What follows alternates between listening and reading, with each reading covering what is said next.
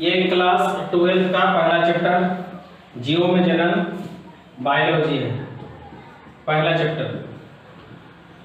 देखिए हम लोग बात करेंगे आज जीवों में जन्म के बारे में। जीवों को यहाँ ऑर्गेनिज्म कहा जा रहा है। क्या कहा जा रहा है? ऑर्गेनिज्म। और जन्म को कहा जाता है रिप्रोडक्शन। रिप्रोडक्शन जन्म के मतलब होता है कि जैव प्रक्रम का वह हिस्सा, जैव प्रक्रम का वह हिस्सा जिसके द्वारा कोई जीव अपनी संख्या में वृद्धि करता है, अपनी संख्या में वृद्धि करता है। संख्या में वृद्धि करेगा, पॉपुलेशन बढ़ाएगा, जनसंख्या बढ़ाएगा, क्या कहलाएगा?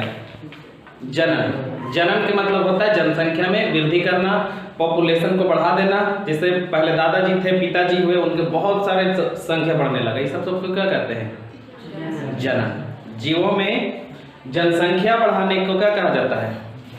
जनसंख्या में वृद्धि को क्या कहा जाता है? जनन। इसको बढ़ाने के कई तरीके हैं। अब यहाँ पर जीव कह रहा है तो हो सकता है कि जानवर हो, पक्षी हो, है ना, मनुष्य हो, पेड़ पौधा भी हो सकता है। सब का सब इसी में सम्मिलित होगा। तो हम लोग इसको जानेंगे कि किसमें जो होता है सो जनन किस प्रकार के होता है। जनन दो प्रकार के होते हैं। जनन कितने प्रकार के होते हैं? दो प्रकार के। एक का नाम है लैंगिक जनन। क्या नाम है? लैंगिक जनन। और दूसरा का नाम है अलैंगिक जनन। पहला का नाम लैंगिक जनन, दूसरा का नाम अलैंगिक जनन। देखिए लैंगिक जनन को बोला जाता है सेक्सुअल रिप्रोडक्शन। Sexual reproduction. और इसको कहा जाता है अनसेक्सुअल रिप्रोडक्शन। अनसेक्सुअल रिप्रोडक्शन। अब इसी पर आपका पूरा चैप्टर आधारित है। ये हम लोग बात करेंगे लैंगिक जनन। तो लैंगिक जनन मनुष्यों में हो सकता है, मनुष्यों में होता है, ठीक है। और भी जैसे आप देख लीजिएगा लैंगिक जनन तो गाय, भैंस, बकरी, भेड़, ये सब में लैंगिक जनन होता है। लैंगिक जनन क्या है?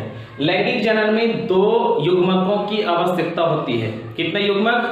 दो युग्मक, एक नर युग्मक और एक मादा युग्मक। मेल का जरूरी होता है और फीमेल का जरूरी होता है। मेल का और फीमेल का, स्त्री का और पुरुष का। फिर वो लोग अपनी जनसंख्या बढ़ाएंगे तो वो कहलाएगा लैंगिक जनन। जिसमें नर युग्मक और मादा युग्मक दोनों भाग लेते हैं उसे लैंगिक जनन कहते हैं। जिसमें नर युग्मक और मादा युग्मक दोनों भाग लेते हैं उसे लैंगिक जनन। और जिसमें जिन लोग का शरीर केवल एक युग्मक से बना होता है, केवल एक ही पेरेंट्स उसमें होते हैं, केवल एक ही जनक का शरीर होता है, उसको हम लोग कहते हैं अलैंगिक जनन। उसमें एक शरीर होगा और उसी के अंदर पुरुष का भी गुण होगा और महिला के भी गुण होगा, तो उसको कहा जाता है अलैंगिक जनन। और ये आदमी में नहीं होता है, ये आदमी में नहीं होता है, ये मनुष्यों में नहीं होगा, भेड़ बकरी में भी नहीं होगा।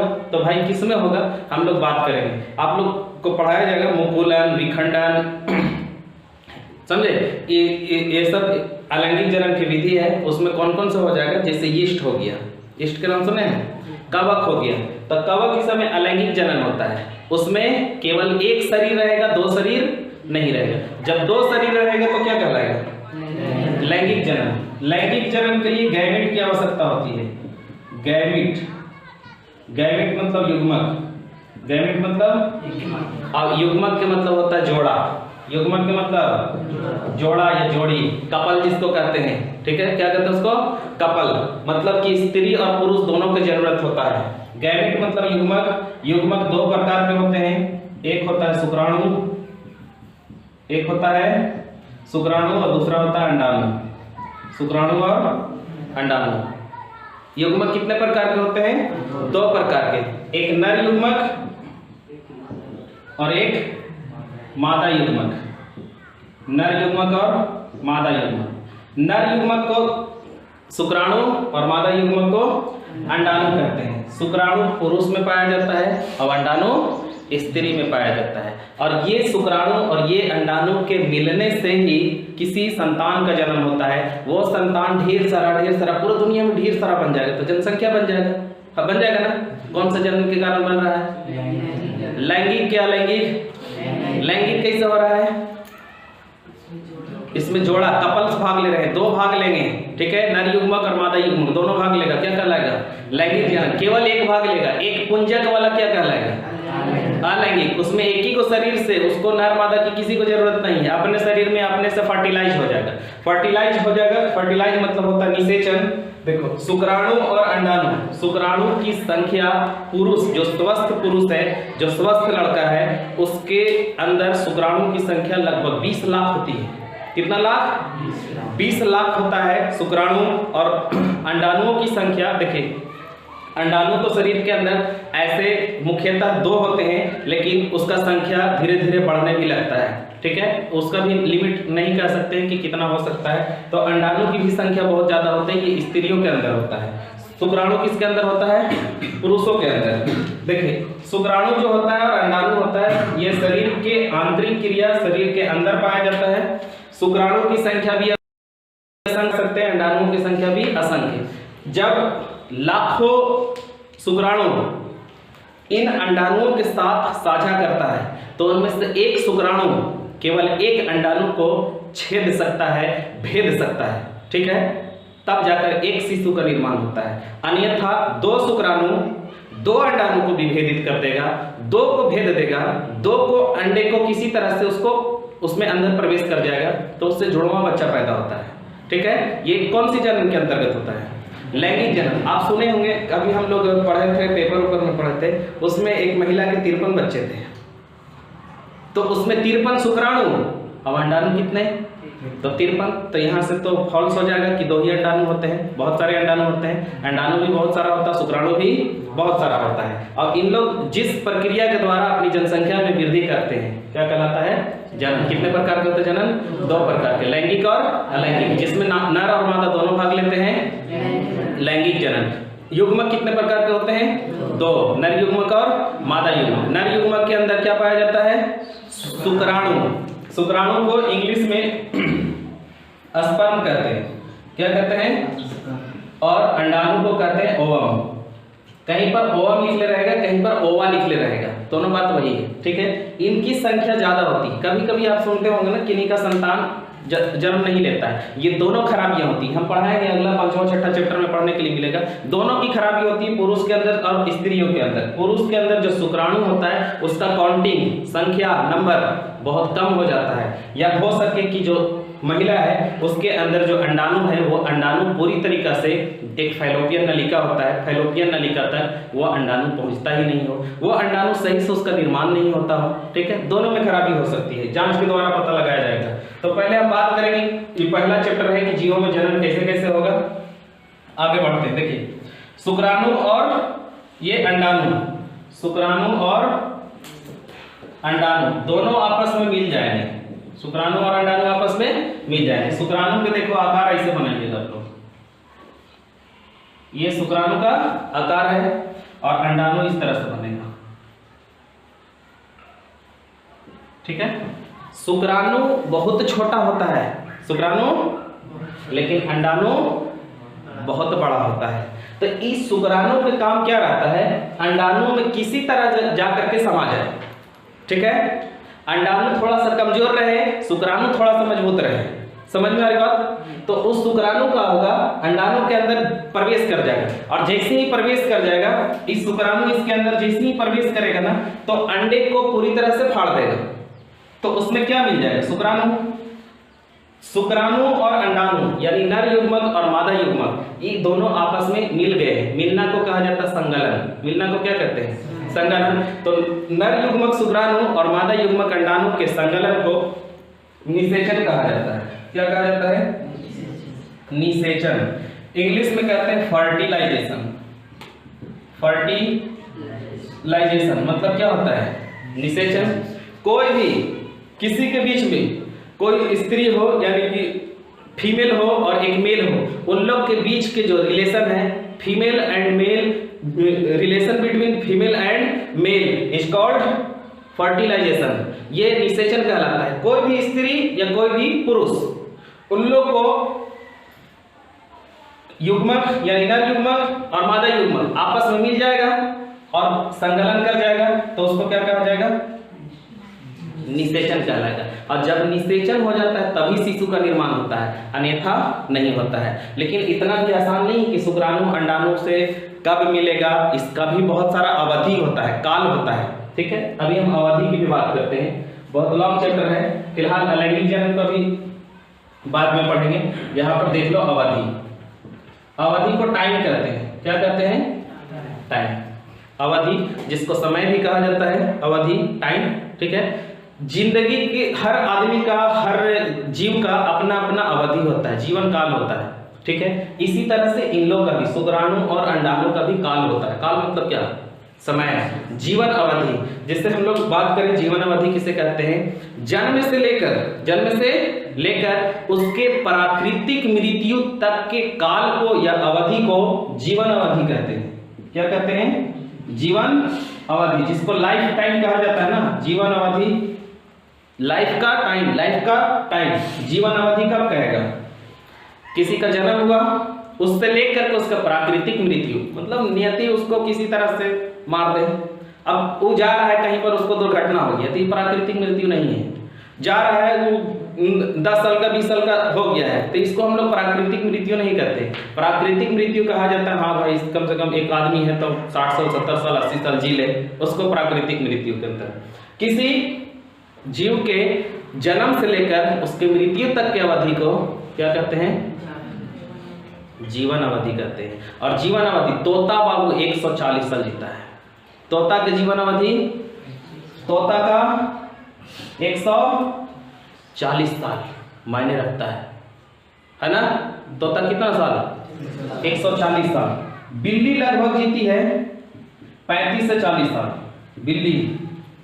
तितली 1 से 2 सप्ताह, तितली 1 से 2 सप्ताह। अभी इसका पूरा आपको दे देंगे कि कौन कितना साल जीता है। हम लोग को बात करना था यहाँ पर कि शुक्राणु और अंडाणु का जीवन काल क्या होता है, इन लोग कितना दिन तक जीता है। तो समझिए, शुक्राणु और अंडाणु का जो जीवन अवधि होता है, इसका खूब से खूब 48 घंटा।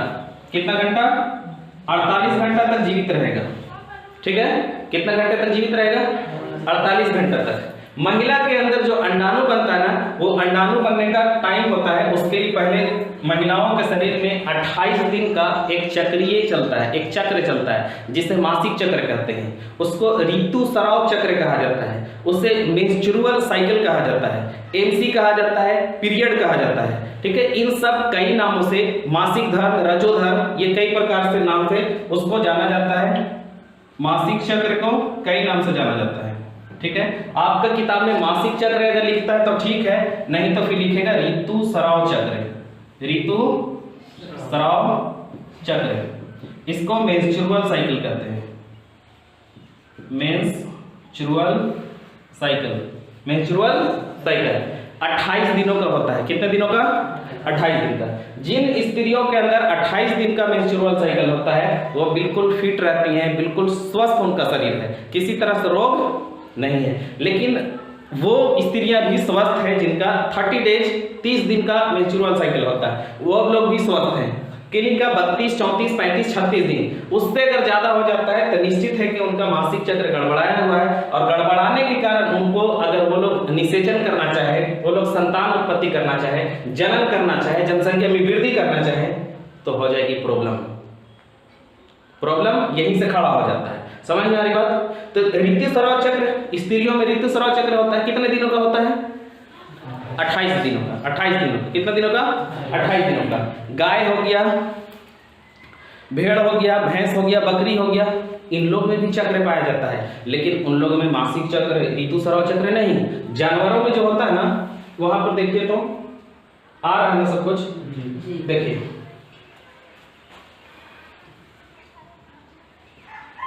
ये ऋतुस्राव चक्र, मासिक चक्र किसमें होगा? स्त्रियों में। किसमें होगा? स्त्रियों में।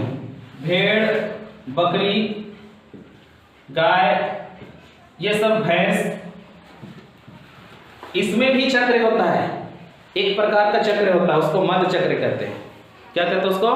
मध चक्र, ओस्ट्रस साइकिल। ओस्ट्रस साइकिल, जिसको देहाती भाषा में बोला जाता है कि जानवरों का गर्म होना, जानवरों का गर्म होना। तो ई पाया जाएगा किसमें? भेड़, बकरी, गाय, भैंस में। इसमें जो ओस्ट्रस साइकिल होगा, मध चक्र पाया जाएगा। कौन सा चक्र?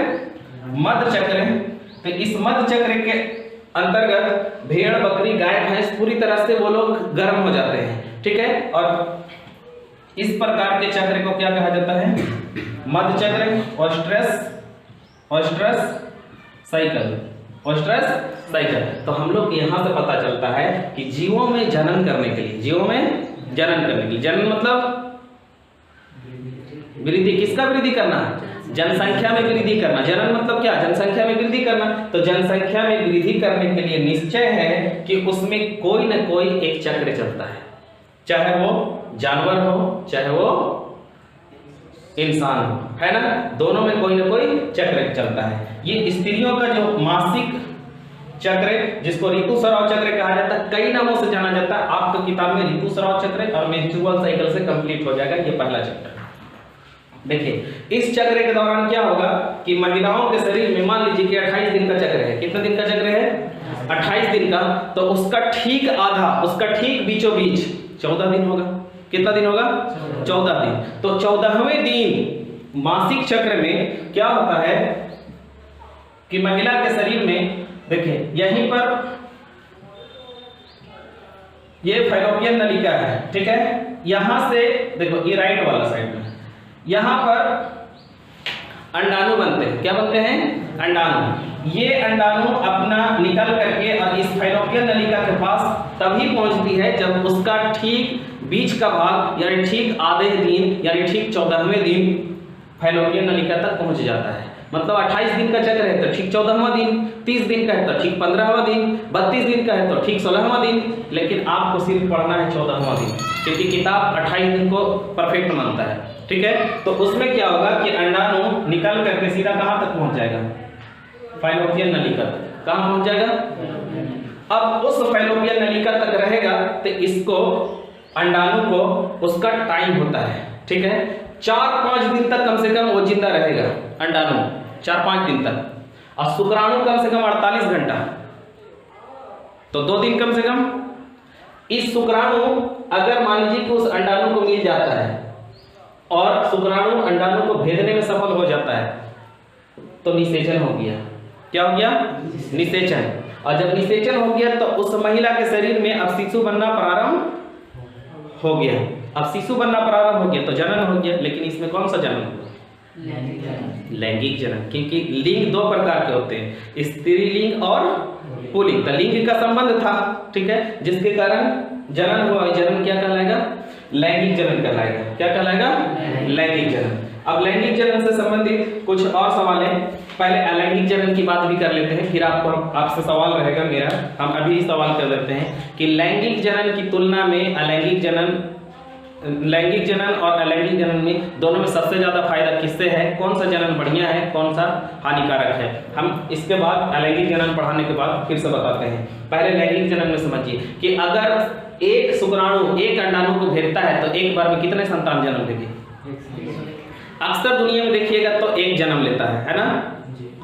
कब किसी किसी का 2 जुड़वा बच्चा होता है तो उसमें कितने शुक्राणु और कितने अंडाणु ने भाग लिया? 2 शुक्राणु और 2 अंडाणु। उससे भी ज्यादा होगा तो और भी ज्यादा होगा।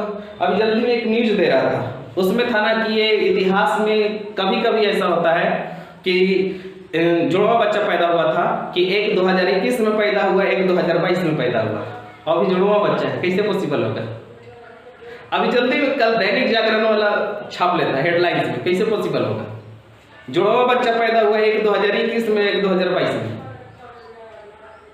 कैसे बताओ? 11:59 में, 11:59 PM में 2021 था, ठीक है, और 12:01 में PM हो जाएगा, AM हो जाएगा ना, ये 2022 हो गया। अभी जल्दी में एक महिला का दोनों बेटी जन्म ली है, समझे, न्यूज में दे रहा था। तो ये इतिहास में कभी कभी ऐसा होते रहता है। तो इसमें बताइए कि कितने अंडाणु ने और कितने शुक्राणु ने भाग लिया था? जितना अंडाणु और जितना शुक्राणु विभेदित कर जाएगा उतना संतान का जन्म होता है। ऐसे बहुत सारे हैं जिनका मतलब कि एक से ज्यादा संतान जन्म ले लेता है। ये सब लैंगिक जनन के अंतर्गत आता है। आगे बात करते हैं कि इसमें बताइए कि लैंगिक जनन में एक बार में ज्यादा संख्या में जीवों की उत्पत्ति होती है कि कम संख्या में? कम संख्या में। अलैंगिक जनन में आ जाइए। अलैंगिक जनन सबसे अलग प्रकार का जनन है।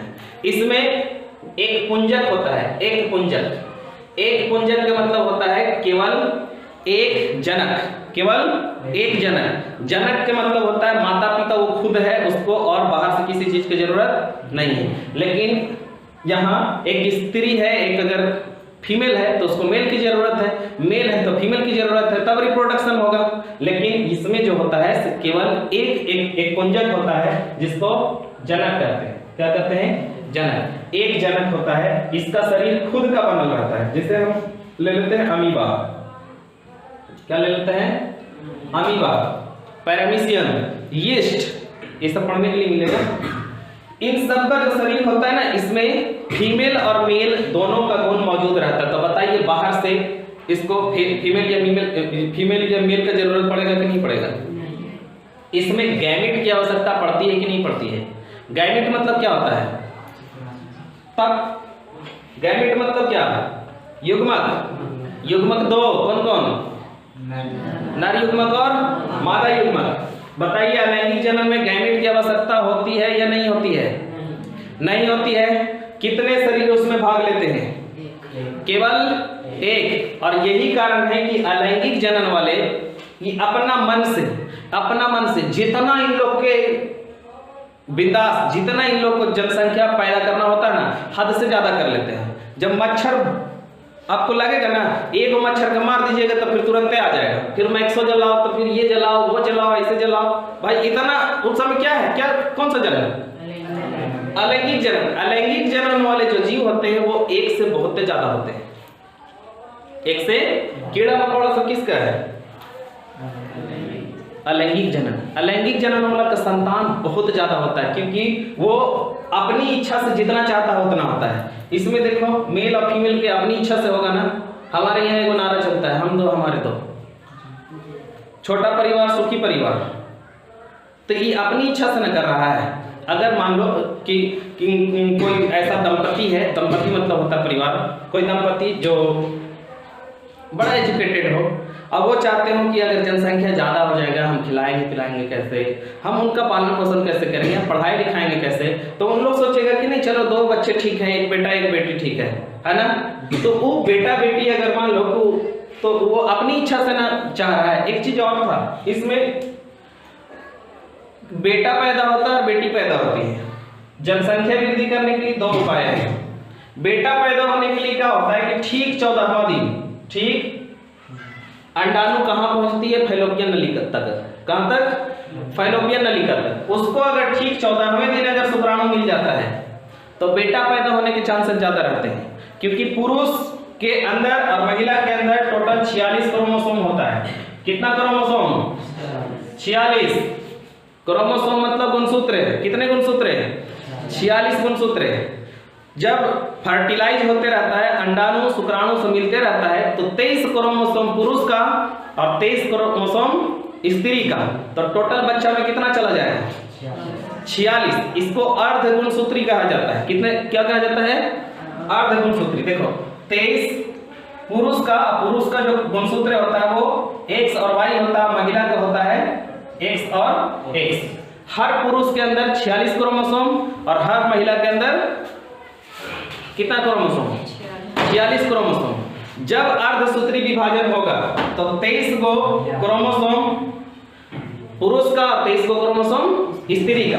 पुरुष का देखो कौन कौन जाएगा, इसमें 23 क्रोमोसोम है ना, तो हम लोग ऐसे बनाएंगे 22 प्लस XY और 22 प्लस XX, 22 प्लस XY और 22 प्लस XX। 22 प्लस XY जो होगा सब पुरुष का हो जाएगा और 22 प्लस XX किसका हो जाएगा? स्त्री का हो जाएगा। 22 जोड़ा क्रोमोसोम एक ही प्रकार का होता है जिसे ऑटोसोम कहते हैं, और 23वां जोड़ा भिन्न आकार का होता है उसे लिंक क्रोमोसोम कहते हैं। 22 जोड़ा दोनों में सेम है ना। 23वां देखिए 22 को ये XY मिलके 23 को, 22 को XX मिलके 23 को, ये दोनों में फर्क है कि एक ही लिखल है? फर्क है। 22वां जोड़ा को ऑटोसोम और 23वां जोड़ा को लिंक क्रोमोसोम। 22वां जोड़ा को ऑटोसोम और 23वां जोड़ा को लिंक क्रोमोसोम। इकरा में से बाबू देखो 22 को था ना, यहाँ कई को था? 22 को। इसका X और इसका X मिल गया तो बेटी का जन्म होगा। Y ऊपर से और नीचे से X, पुरुष का Y और स्त्री का X, तो बेटे का जन्म होगा। और ये कब होता है? जब स्त्री के अंदर जो अंडाणु होता है वो ठीक 14वां दिन फैलोपियन नलिका तक आकर पहुंच जाता है। कब पहुंच जाता है? 14वें दिन। तो उस दिन अगर उन लोग के बीच में फीमेल और मेल के बीच में रिलेशन बनता है तो उसके कारण बेटा की संभावना ज्यादा होता है। ठीक है, फिर ठीक 15वां दिन तक चांसेस रहता है बेटा का। 16 दिन 17 दिन होगा तो फिर वो जो अंडाणु होता है थोड़ा सा कमजोर पड़ने लगता है। ठीक है, और फिर बेटी की संभावना ज्यादा होता है। वो अंडाणु धीरे धीरे उसका जीवन अवधि खत्म होगा। तो खत्म होने के बाद फिर से लगभग फिर 28 दिन होगा तो फिर से महिला के अंदर फिर से, अगर मान लीजिए कि निषेचित नहीं हुआ है अंडा, ठीक है, शुक्राणु से अंडाणु निषेचित नहीं हुआ है तो फिर 28 दिन पर फिर उनका पीरियड होगा। ठीक है, और फिर से 28 दिन तक चलेगा। 28 दिन में क्या होगा कि उनको 4 से 5 दिन तक, ठीक है, खूब से खूब कितना दिन तक? 4 से 5 दिन तक। जो स्वस्थ शरीर रहता है उनका पीरियड काल 4 से 5 दिन का होता है। लेकिन अगर मान लीजिए कि किन्हीं का तो 6 से 7 दिन, किन्हीं का 2 से 3 दिन, तो ये सब स्वस्थ उनका शरीर नहीं है। 4 से 5 दिन पीरियड का काल, पीरियड का अवधि कितना दिन? 4 से 5 दिन तक। 4 से 5 दिन जब अंडा फूटेगा ना, अंडा टूटेगा ना, तो उसमें बहुत सारा म्यूकस, बहुत सारा ब्लड, उससे ब्लीडिंग होना शुरू हो जाएगा। बहुत सारा उसमें म्यूकस निकलना शुरू हो जाता है। वो म्यूकस धीरे धीरे 4-5 दिन होगा तो धीरे धीरे वो फिर खत्म हो जाएगा। अब वो जैसे ही खत्म होगा तो अंडा विकसित होगा। अब अंडा जब विकसित होगा तो उसको लगेगा कम से कम कितना दिन? 14 दिन। और 14वां दिन अगर उसको मिल गया शुक्राणु तो निषेचित हो जाएगा, और निषेचित हो जाएगा तो उसमें शिशु बनने लगेगा, जनसंख्या बढ़ेगा। अब क्या, जब निषेचित हो जाएगा तो फिर अंडाणु जो है तो फिर से उसके शरीर में पीरियड फिर से चालू होगा, फिर से मासिक चक्र होगा? नहीं। अब शिशु बनेगा तो मासिक चक्र बंद। यही कारण है कि आप लोग सुनते होंगे कि जब महिला गर्भवती हो जाती है, प्रेग्नेंट हो जाती है, तो उन लोग में मासिक चक्र बंद हो जाता है। ये पहचान का पहला तरीका होता है कि स्त्री प्रेग्नेंट है, गर्भवती है, उसके अंदर शिशु बन रहा है कि नहीं बन रहा है। तो उनका 28 दिन का चक्र था तो 28वां दिन उनका फिर से जो मेंस्ट्रुअल साइकिल है, ऋतुस्राव चक्र है, वो नहीं आता है। 29 दिन, 30 दिन, 31 दिन, 32 दिन, 33 दिन, 34 दिन फिर देखेगा तो नहीं हो रहा है। इसका मतलब है कि शरीर के अंदर शिशु बन रहा है। ये पहचान करने का तरीका होता है। ये सब आपको पढ़ने के लिए था किसमें? ऋतुस्राव चक्र में। इसका उल्टा अलैंगिक जनन में। भाई इसमें अलैंगिक जनन में क्या है? अलैंगिक जनन में कोई मादा के, कोई नर का कोई भाग ही नहीं लेता है। अपना ही शरीर होता है तो अपनी इच्छा से जितना चाहेगा उतना जन्म लेगा। जहां पर भी देख लीजिएगा जनसंख्या जिस भी जीव का बहुत ज्यादा है तो समझ जाइए कौन सा जन्म होगा? अलैंगिक जनन। तो बताइए कि अलैंगिक जनन की तुलना में लैंगिक जनन के बारे में बताइए, दोनों में सबसे ज्यादा लाभ किससे है? लैंगिक जनन क्या अलैंगिक जनन? दोनों में सबसे लाभ लैंगिक जनन में सबसे ज्यादा लाभ है, क्योंकि लैंगिक जनन में अपनी इच्छा से संतानोत्पत्ति कर सकते हैं। कम जनसंख्या रहेगा उसका देखभाल आप आसानी से कर सकते हैं। कम जनसंख्या रहेगा उसको पढ़ाई लिखाई बढ़िया से होगा। उस पर अगर मान लीजिए कि वातावरण बिल्कुल प्रतिकूल पड़ रहा है तो उस पर प्रभाव कम पड़ेगा, क्योंकि रहने के लिए आदमी के पास जनसंख्या जो जगह है वो भी कम रहता है, और कम रहेगा तो कुछ बच्चे रहेंगे तो आराम से उसका देखभाल हो जाएगा। लेकिन जनसंख्या बहुत ज्यादा हो जाए, एकदम मेढक की तरह, मेढक जब टर करेगा ना खेत में तो बहुत सारा निकलता है, समझे? अब बताओ उसकी एक कोई माँ होगी तो वो माँ अपने बच्चा को कितना देखभाल करेगी? बोले कि कहीं गेल होगा उधर ही नहीं देखभाल करेगी, उधर ही मर गया। उसको खिलाना पिलाना रहने सहने के लिए उसको प्रतिकूल प्रभाव पड़ेगा तो निश्चित है कि उसको प्रॉब्लम होगा। तो इस प्रकार से अलैंगिक जनन अच्छा नहीं है, लैंगिक जनन अच्छा है। अब हम लोग थोड़ा सा देख लेते हैं निषेचन। इतना में तो बोर्ड भर गया, कहाँ लिखूं? यहाँ देखिए तो कैमरा आ रहा है? नहीं आ रहा है। निषेचन देख लो। निषेचन, निषेचन, निषेचन को इंग्लिश में क्या कहते हैं? Fertilisation. Fertilisation male and female के रिलेशन को क्या कहा जाता है? फर्टिलाइजेशन। फर्टिलाइज हो जाएगा तो अंडाणु में क्या मिल जाएगा? शुक्राणु मिल जाएगा। ठीक है। निषेचन दो प्रकार के होते हैं, अंतःनिषेचन, अंतःनिषेचन और दूसरा होता है बाह्य निषेचन। बाह्य निषेचन, अंतःनिषेचन और बाह्य निषेचन। अंतःनिषेचन और बाह्य निषेचन। अंतः को बोलते हैं इन फर्टिलाइजेशन और बाह्य निषेचन को बोला जाता है एक्स फर्टिलाइजेशन। हम थोड़ा सा लिख देते हैं इन, और फर्टिलाइजेशन आप लोग लगा दीजिएगा एक्स, एक्स फर्टिलाइजेशन। ठीक है, अब आप लोग को समझना है यहाँ पर कि अंतः निषेचन किस में होता है, बाह्य निषेचन किस में होता है। हालांकि हम देखिए इस साइड में